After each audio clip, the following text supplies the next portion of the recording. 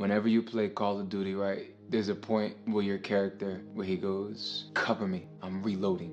What it simply means is, I'm not dead, but right now I did run out of ammo. And we have a real enemy coming.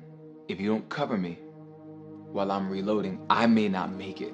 In this walk, we're gonna need people that know how to cover us when we're reloading.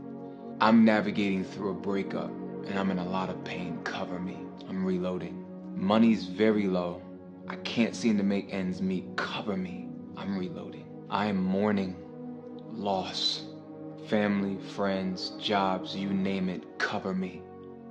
I am reloading. And sometimes when life gets so crazy, things start to shake you up and you're just a little unsettled. Your judgment is not always clear, so you need somebody to cover you. Reloading can look like you need to go before God. Reloading looks like you just need a break and you need to reset here for a moment. Reloading looks like, hey, I need to take a walk. Reloading looks like, hey, I need to take some time away from this or that.